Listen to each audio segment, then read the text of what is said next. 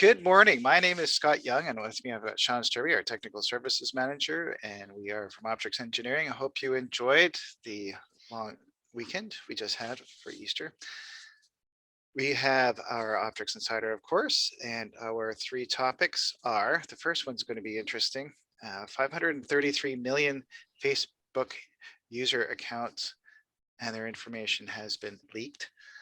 FBI has issued a notice regarding Fortinet vulnerability.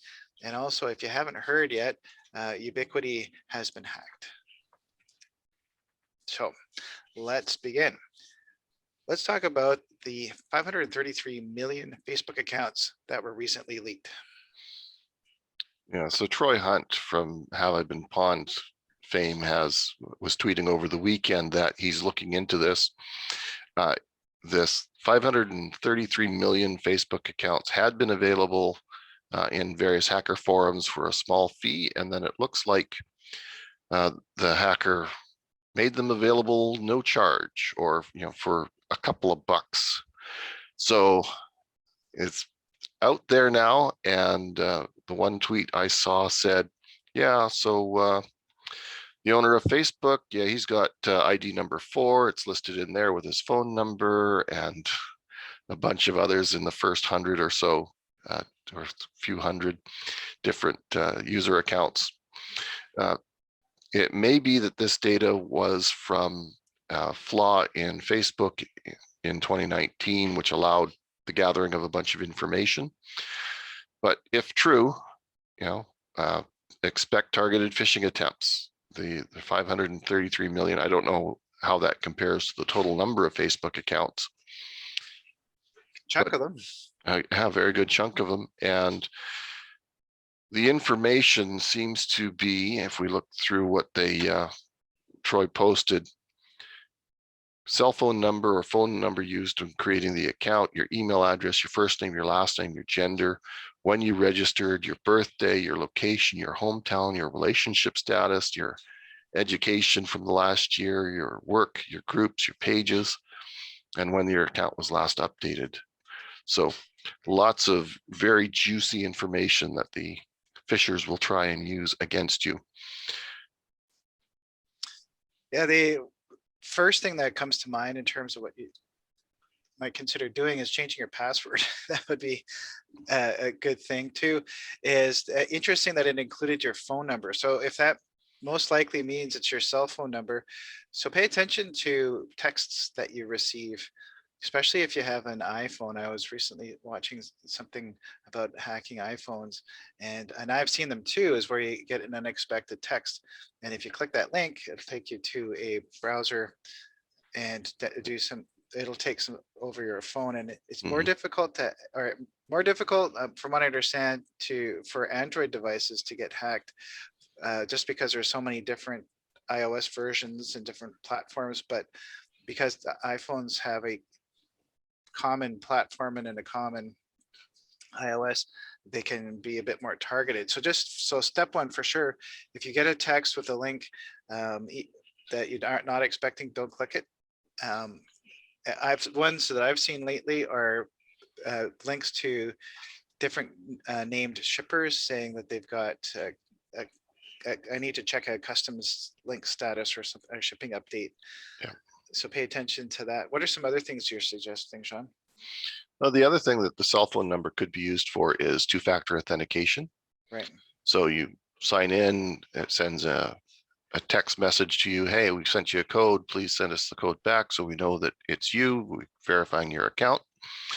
So now they have these cell phone numbers that are associated with high profile and possibly Facebook accounts with millions and millions of followers. They're going to try and gain access to that. How are they going to do that? Well, they're going to figure out where that cell phone lives, who's the provider, and then try and do a SIM swap on them. Literally take over your cell phone number so that when the hacker logs into Facebook and Facebook goes, oh, we need to verify your account, and they send off that text, you might get it, you might not, but the hacker will, and they'll be able to log in as you and now post whatever they want under your name. Lovely. Lovely. Well, there's lots of people who have Facebook accounts, clearly. So just be vigilant and be aware that this is something that has happened. Anything else on that, or shall we continue? Let's continue. Okay. Let's talk about the notice that the FBI recently made about some vulnerabilities with Fortinet. Yeah, so they're not new vulnerabilities. They're talking specifically about FortiOS vulnerabilities from 2018, 2019, and 2020. I've got the numbers, and these were vulnerabilities in the SSL or web-based VPN functionality on the FortiGate. So the vulnerabilities are older. What's new is that the FBI is releasing a notice saying, hey, if you haven't already patched, then there's advanced persistent threat actors that are actively going after these vulnerabilities and are using them to leap onto your network and then do nefarious things, encrypt your data or siphon away or do ransomware, something to be a bad actor. Hey, that reminds me, I think we did do an episode a while ago on the Fortinet vulnerabilities. So we did, yes. So I will hunt that down and I will include a link for it. So the call to action there is, if you haven't run the patches yet, update your FortiGate or any of the Fortinet products. Or any network product that is exposed to the internet. The internet is a wonderful place, but yes, the internet is also a terrible place. Yes, exactly. Okay. Thank you. Let's talk about the Ubiquiti hack.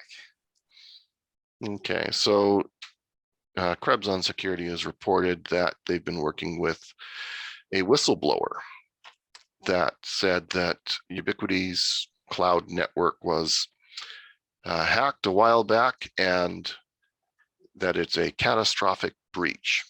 So Ubiquiti has responded, and while they haven't responded to the request for comments, they have posted on their forums that yes, they are aware that there was a breach, and we're telling customers, please reset your passwords and enable multi-factor authentication.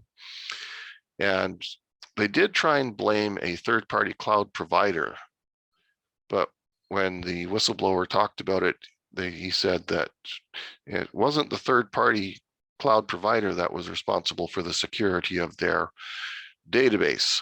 So it was really their fault that they didn't, and that they can legitimately say that they have seen no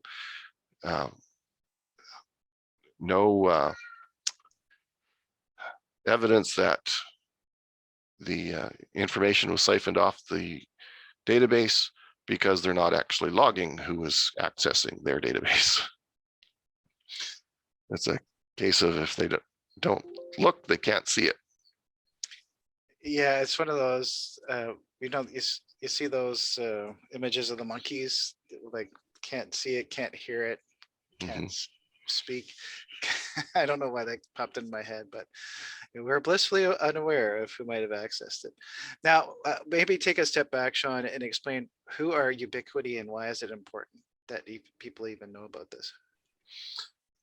Ubiquiti has been a vendor for a number of years of wireless gear, and they've since branched off into a full ecosystem where it's routers, switches, wireless gear, and security cameras and the NVRs that are behind it, plus additional things like point-to-point links.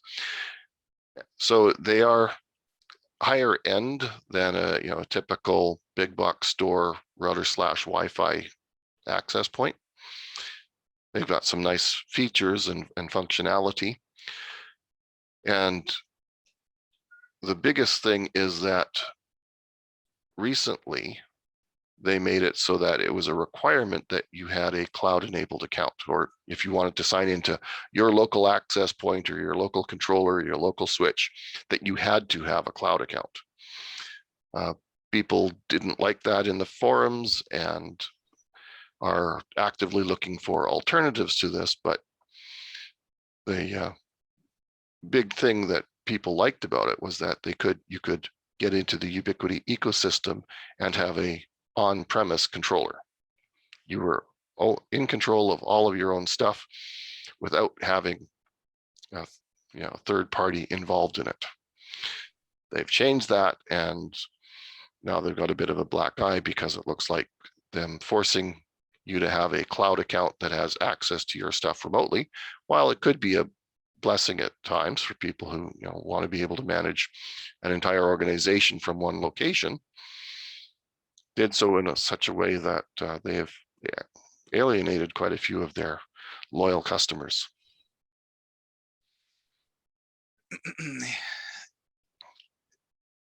Now with the point-to-point, all I wanted to point out is the purpose behind those is that if you have a campus or a couple buildings, rather than run network cable between buildings, you can use your point-to-point solutions to accomplish the same thing.